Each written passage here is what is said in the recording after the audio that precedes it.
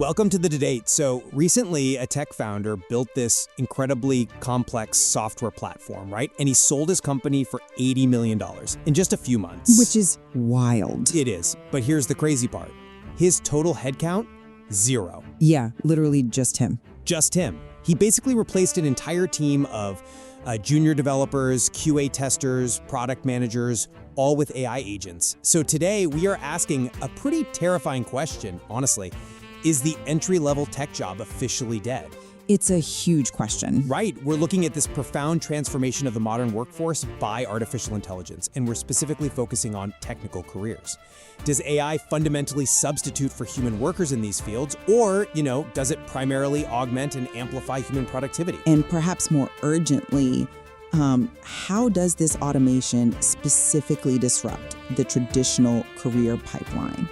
Particularly that dynamic between entry-level junior professionals and seasoned seniors. Exactly. And we aren't just guessing here. No, not at all. We are looking at real, hard data. We've got credit card data tracking small business spending, actual labor market frameworks that categorize AI's impact on specific roles, and of course, real case studies of these solo founders, just to see what is actually happening on the ground. Right, so I'll go first. My stance is that in technical fields, AI is fundamentally a massive engine for augmentation. I mean, it's expanding total economic demand and elevating human workers.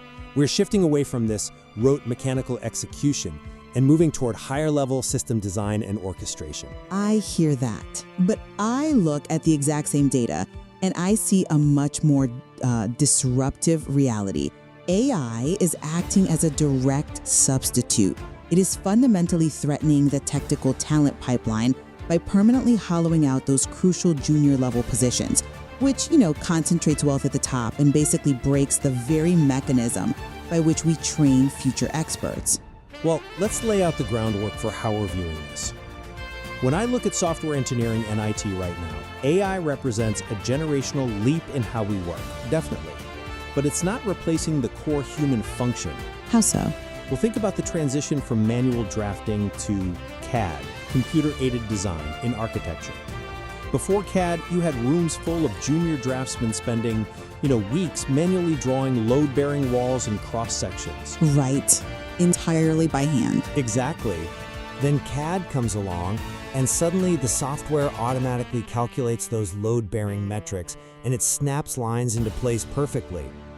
AI is essentially CAD on steroids for coding.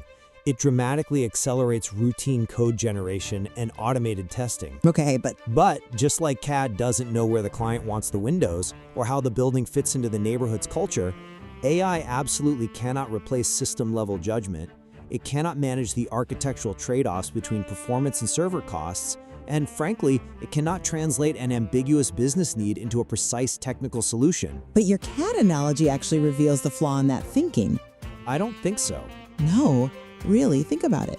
CAD still required a human operator to physically click and drag every single line, even if the math was automated, right? AI doesn't just calculate the math. It is drawing the entire floor plan, it's running a simulation of the plumbing, and emailing the client the invoice. I'm not convinced by that line of reasoning because you're assuming the human operator just walks away entirely. The human still has to orchestrate the final product. The software development cycle is an ongoing interaction. It requires human accountability. I come at it from a different way. We have to look at the micro-level crisis this is creating. The labor frameworks we are analyzing show that 10 to 15% of jobs are vulnerable to absolute outright elimination. Right, the substituted roles. Yes, and it's not just basic data entry. It is highly structured, repeatable workflow roles. But the category that really terrifies me is what the data labels divergent roles, which affects about 12% of the current job market. Which is a significant chunk. It is. And this is where AI completely absorbs the routine diagnostic tasks and ticket resolution work that has historically been the exact training ground for entry-level IT support and junior developers. If you take away that foundational work, you sever the bottom rung of the career ladder. I get why that 12% figure sounds alarming. I really do, especially if you're a junior developer listening to this. You might be thinking, great, my job is gone before it even started. Exactly. Point, though I would frame it differently, because that assumes the total amount of work stays exactly the same. We have to understand the mechanism of Jevons paradox here. The economic theory. Right. When a technology makes a resource more efficient, we don't just use less of the resource, we consume exponentially more of it. Software isn't like physical manufacturing. If AI makes steel 50% cheaper, you don't necessarily build twice as many bridges. But if AI makes coding 50% cheaper, the marginal cost of distribution is essentially zero. Okay, so you're saying demand just spikes? Exactly. Businesses will instantly build all the internal apps, the custom customer portals, the automated data pipelines that they previously couldn't afford to hire a dev team for. That unlocked demand is exactly why overall job volume in these sectors remains stable or grows, just as we've seen with continuous headcount growth in engineering post-2022. The data actually estimates roughly 50 to 55% of jobs will be positively reshaped or amplified. Well, let's test that amplified theory against reality. You brought up the idea that a human always has to orchestrate, that the human is the architect holding the CAD software. They are. But look at Amit Shlomo, the founder of Base 44. From the case studies we're analyzing, he didn't just use AI to write code a little faster while he played the architect. He built autonomous AI agents to completely replace the fractional technical roles that used to require human beings. Right, but he still had to design and oversee those agents.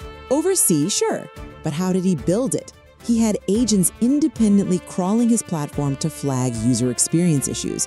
He had agents writing, building, and executing comprehensive quality assurance tests. He even built an application that monitored the raw code he was shipping, and it automatically translated it into daily marketing content. Which is brilliant orchestration. It is brilliant, yes, but that is the daily work of a QA engineer, a product manager, and a technical marketer, all entirely absorbed by software. When we ask who is actually losing their jobs, it's not the visionary founder. It's the entire team of juniors he never hired. He replaced a dozen starting salaries with what?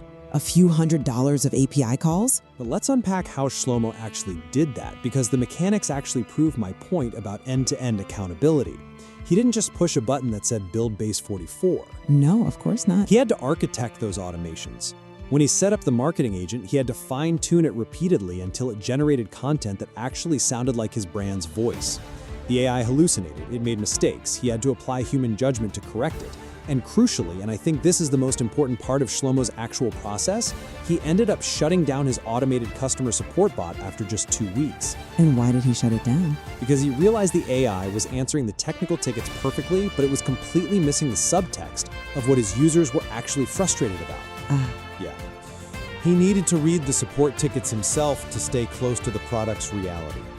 The human judgment, that contextual awareness of what a product actually needs to be, remains paramount.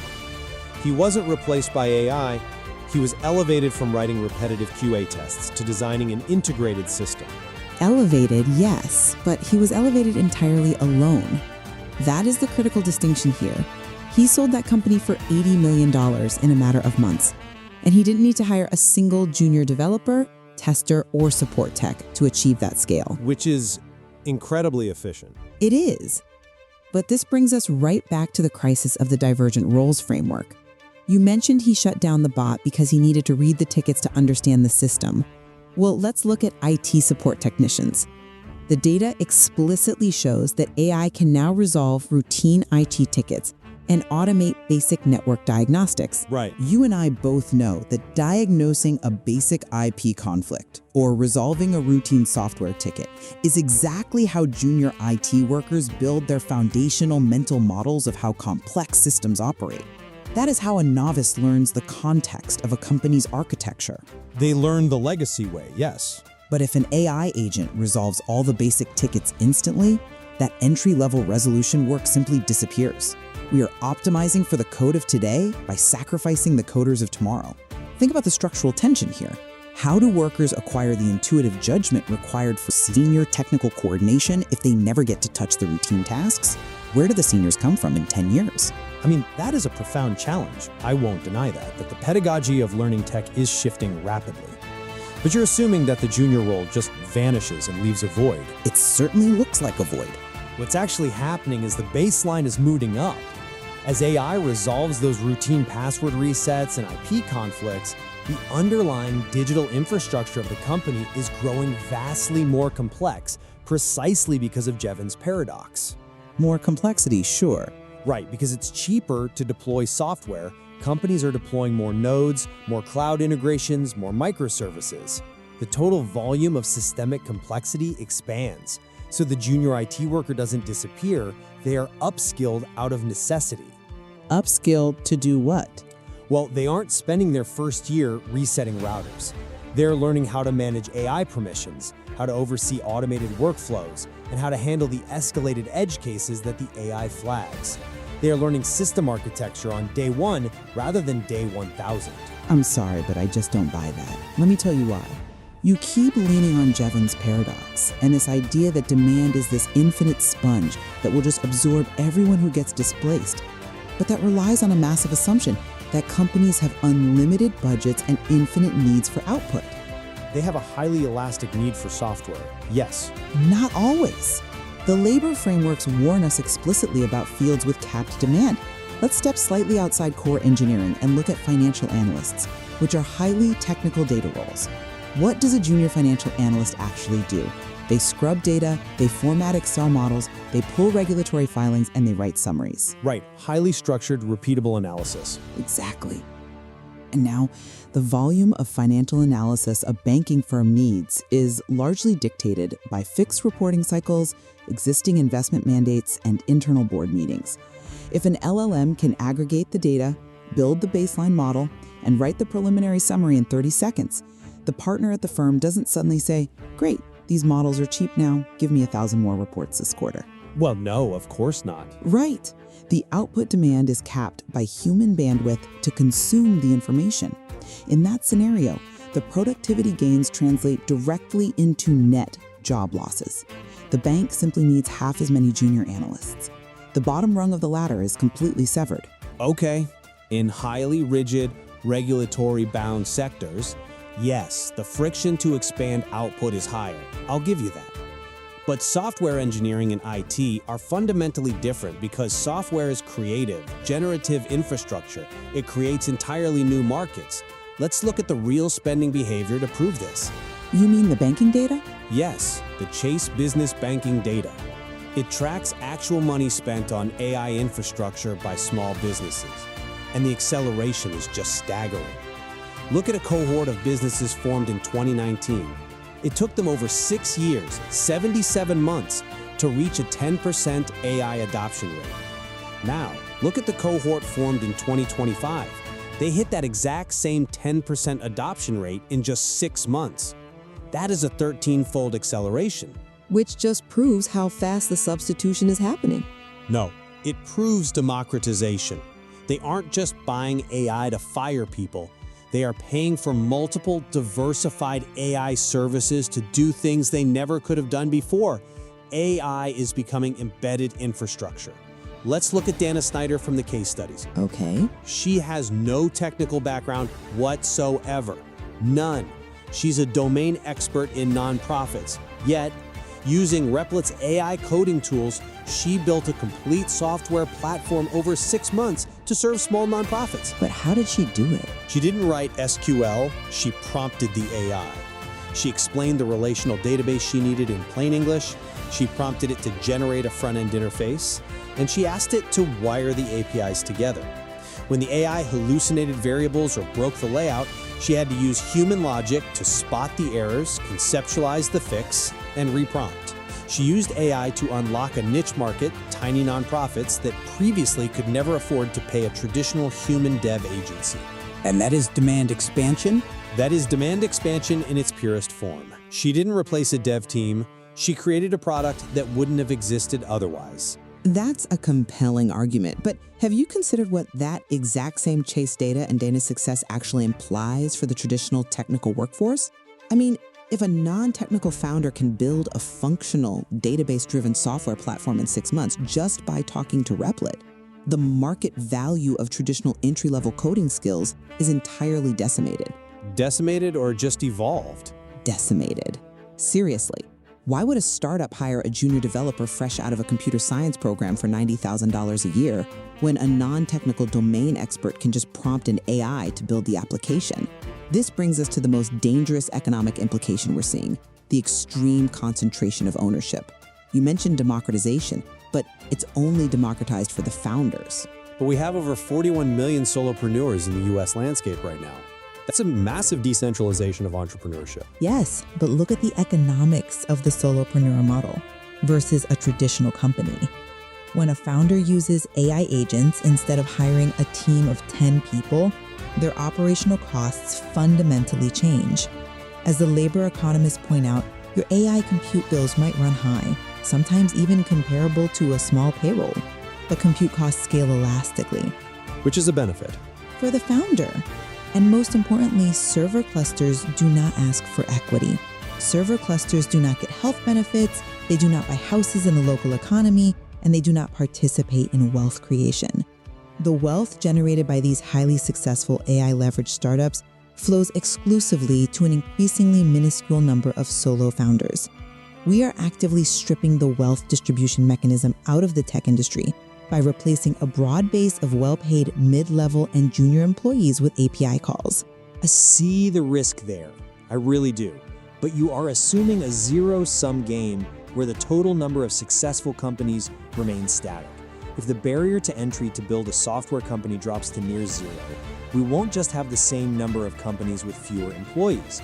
We will have an absolute explosion of hyper-niche, highly specialized companies solving micro problems that were previously economically unviable to address. Micro problems, sure. Right, so the wealth isn't concentrated among a few Silicon Valley elites anymore. It is decentralized across thousands of domain experts like Dana, who can now build their own technical solutions. Furthermore, the data shows that 23% of jobs fall into the enabled roles category. Right, the embedded AI. Exactly. These are jobs where AI becomes embedded to improve efficiency without fundamentally altering the core human-led responsibility. The human is still at the center. Decentralized among thousands of founders, perhaps, but permanently inaccessible to the traditional worker who just wants to earn a solid living writing code, running QA, or doing IT support without having to be a CEO. And honestly, even the solo founders eventually hit a wall. Let's go back to Amit Shlomo with his $80 million exit. Do you know what his life was actually like running that automated company? He worked long hours, I imagine. He had to set an alarm to wake up every 2 hours during the night. Because he didn't have a DevOps team to monitor the servers. Because he had no team. When his site crashed, he had to fix it himself at 3 a.m. He eventually sold the company to Wix for a very specific reason. He realized that to actually scale globally, to maintain enterprise reliability, he needed the massive human-driven infrastructure that Wix had spent years building. Right, he needed that human element. Because the AI couldn't do that. The limits of one are very real. You cannot scale a secure global enterprise solely on the back of autonomous agents. At some point, you need deeply specialized human judgment. And again, I have to ask you, if we have eliminated the junior roles where that specialized judgment is forged, who is Amit Shlomo going to hire when he finally needs a senior systems engineer? Well, he will hire the individuals who adapted. The transition is not going to be frictionless. Targeted reskilling and mobility support are going to be absolutely critical, and businesses are going to have to invest heavily in that. But the individuals who fill those senior roles won't be the ones who spent 3 years writing boilerplate testing scripts in a basement. So who will they be? They will be the ones who spent 3 years managing fleets of AI agents, debugging complex LLM outputs, and learning system architecture at a highly accelerated pace. They are getting senior-level architectural experience way earlier in their careers. But learning system architecture without fundamentally understanding the underlying code is like trying to edit a novel in a language you don't speak fluently. You are taking it entirely on faith that the machine's output is structurally sound. You're trusting the CAD software without knowing how to do the math yourself. But they can test the outputs. There was a recent experiment with MBA students that proved this exact danger. The AI was fantastic at helping them complete discrete, immediate tasks, but it completely failed to substitute for the rigorous, specialized judgment that only comes from actual, hands-on, trial and error experience over years. If you bypass the foundational struggle, You build a workforce that knows how to prompt, but doesn't know how to rescue a failing system when the AI hallucinates a critical error. Which brings us back to my core premise. The final product in technical fields is always an ongoing interaction between human and machine. It requires that human accountability. If we pull these threads together, the evidence we've explored paints a picture of AI as fundamentally an engine of human augmentation. Even with the disruptions, Yes, the transition is disruptive, and it requires serious societal and corporate investment to bridge the skills gap. But ultimately, by lowering the cost of digital creation to near zero, AI triggers Jevons paradox. It unlocks vast, latent demand for technical solutions that previously couldn't exist. It embeds itself as an enabling infrastructure across operations, and it elevates the technical worker. elevates them away from the code. Elevates them away from the repetitive work. Instead of spending 50 hours a week on repetitive diagnostics, formatting spreadsheets, or writing boilerplate code, humans are free to focus on complex, system-level architecture, omni-channel strategy, and the human-centric judgment that machines simply cannot replicate. I hear that, but I look at that exact same evidence and see a far more precarious reality for the labor market. While I absolutely agree that top-level orchestration and complex architecture remains a human endeavor, the direct substitution of AI for routine technical tasks is permanently hollowing out the junior workforce. The entry-level bottleneck. Right. Whether it's automated IT tickets, AI-generated QA testing, or instantly generated financial models, the entry-level jobs that serve as the essential training ground for our technical workforce are disappearing. This shift is concentrating unprecedented wealth among a small class of solo operators who rent compute power instead of hiring human beings. And most critically, it is creating a profound, unavoidable crisis in how we are supposed to train the next generation of senior talent. I think we've hit a vital point of convergence there. What you're calling a structural crisis and what the data calls a structural tension regarding the disappearing entry-level task, it is a profound challenge. It's not just a theoretical anomaly. No, it's happening right now. Both businesses and the broader economy have to figure out how to bridge this pedagogical gap between novice and expert, especially when the machine is perfectly capable of doing all the beginner work. Precisely. We have to solve for the training mechanism, and examining both the macro adoption data from small business banking and the micro realities of solopreneurs like Shlomo and Snyder gives us the necessary perspective to understand just how complex this shift really is. Exactly. It forces us to look at the actual mechanisms driving these changes, rather than just reacting to the headlines. We started by imagining a construction site where the master architect commands machines, leaving the apprentices behind. The building still gets built, perhaps faster, cheaper, and taller than ever before. But as the scaffolding comes down, Right. As the scaffolding comes down, we are left to wonder, who will know how to design the next one?